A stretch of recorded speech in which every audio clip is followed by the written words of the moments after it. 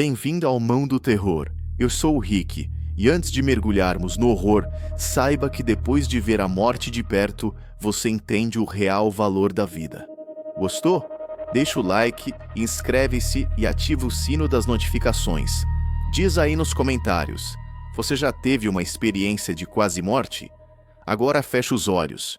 Hoje vamos falar sobre a dança macabra do Ankou na encruzilhada celta, e isso vai te transformar. A vila de Quer-Is, aninhada nas profundezas da Bretanha, era um lugar onde o tempo parecia ter se esquecido de avançar. Casas de pedra cinzenta se agarravam à terra, desafiando os ventos impiedosos do Atlântico, e o ar estava sempre impregnado com o cheiro salgado do mar e o aroma úmido da turfa queimada. Era um lugar de beleza selvagem e melancolia profunda, onde as lendas eram tão reais quanto as ondas que se quebravam nas rochas. Maeve O'Connell, uma jovem folclorista, com um coração tão selvagem quanto a paisagem, havia chegado a Quer-Is em busca de histórias, de ecos de um passado místico que ela esperava desenterrar. Sua pesquisa levou a antigos rituais celtas de morte, a contos de fadas e criaturas míticas que habitavam as colinas e o mar. Mas uma lenda em particular a fascinava, a do Ankou, a personificação da morte no folclore bretão. Um esqueleto ou figura encapuzada que dirigia uma carroça ranguente, coletando as almas dos mortos. Maeve, cética por natureza, mas fascinada pelo mistério, via o Ankou como uma metáfora para a transitoriedade da vida. Uma forma poética de lidar com a inevitabilidade da morte. Mal sabia ela que o Ankou de Quer-Is era mais do que uma metáfora. Padre Liam, o padre local, um homem idoso e supersticioso com olhos que pareciam ter visto muitas tempestades, tentou avisá-la. Algumas lendas, minha jovem, são melhor deixadas em paz, ele disse, sua voz rouca como o som das gaivotas. A dança do Ankou não é para os olhos dos vivos, a menos que a morte esteja à espreita. Maeve, no entanto, descartou os avisos como superstição, atribuindo-os à mente de um homem velho e à solidão da vila. Ela passava seus dias na biblioteca local, vasculhando registros antigos, e suas noites caminhando pelos campos, absorvendo a atmosfera mística da vila. Foi durante uma dessas caminhadas, no crepúsculo, quando o sol se punha em um espetáculo de laranja e roxo sobre o Atlântico, que ela ouviu. Uma encruzilhada isolada, onde as lendas diziam que o Ankou aparecia.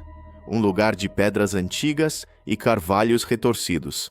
E lá, no centro da encruzilhada, uma figura alta e esguia, com um capuz que escondia seu rosto, e uma foice que brilhava com uma luz prateada. Ela estava dançando, uma dança macabra, lenta e hipnótica, que parecia vir de dentro de sua própria alma, um som de dor e de perda que a fez parar no meio do caminho, o coração batendo forte no peito. Era o Ankou. Maeve sentiu um arrepio. Ela tentou racionalizar, atribuir a figura a algum morador, a alguma ilusão. Mas a figura era inconfundível, um arauto da morte que parecia carregar o peso de séculos de tristeza. Ela se escondeu atrás de um carvalho, observando a figura, tentando entender. Ela percebeu que o Ankou não era maligno, mas uma mensageira, um arauto da morte, e sua dança estava ligada a um antigo pacto que ameaçava a todos na vila. Ela voltou para a vila, sua mente fervilhando com perguntas. Ela confrontou o Padre Liam. Padre, eu vi o Ankou, eu o vi dançando na encruzilhada. O que ele está fazendo? Padre Liam a olhou, seus olhos cheios de tristeza. Ele está coletando, minha jovem, coletando as almas que lhe foram prometidas, a morte que está por vir, a morte que está ligada ao pacto dos O'Connell. Padre Liam contou a ela a história do pacto. Séculos atrás, os ancestrais da vila, em um momento de desespero, haviam feito um pacto com o Ankou. Eles prometeram as almas de seus primogênitos em troca de proteção contra uma praga que assolava a região. O Ankou havia cumprido sua parte, e a praga havia cessado. Mas o pacto, que deveria ser renovado a cada geração, havia sido esquecido, e agora o Ankou estava de volta para coletar o que lhe era devido. Mas o pacto não se limitava aos primogênitos. Ele se espalhava como uma doença para todos que viviam em Keris. A vila estava morrendo lentamente, seus jovens partindo, seus idosos sucumbindo a doenças misteriosas.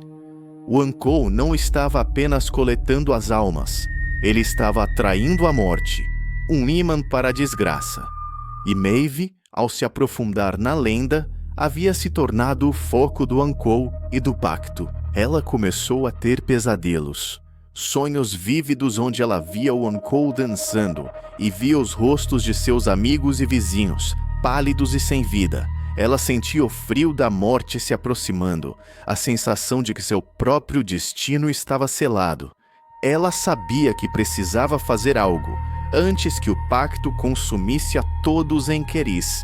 Ela se lembrou de uma lenda antiga sobre como quebrar o pacto do Ankou. Era preciso confrontar a entidade e oferecer um sacrifício, não de vida, mas de verdade. Era preciso expor a traição, revelar a verdade por trás do pacto e libertar as almas aprisionadas. Mas o ritual exigia coragem e a disposição de enfrentar a própria morte. Naquela noite, enquanto o crepúsculo caía sobre Keris e a dança macabra do Ankou preenchia o ar, Maeve foi para a encruzilhada. Padre Liam, apesar de seu medo, a acompanhou, sabendo que era a única esperança para a vila. A encruzilhada era um lugar de escuridão e desespero, suas pedras antigas ecoando os lamentos de séculos de dor. Lá no centro da encruzilhada, eles encontraram o Ankou. Não como uma figura única, mas como um turbilhão de sombras, de rostos distorcidos, de mãos estendidas que pareciam emergir das pedras. Eram as almas dos primogênitos, as vítimas do pacto, e elas estavam ali para testemunhar a punição.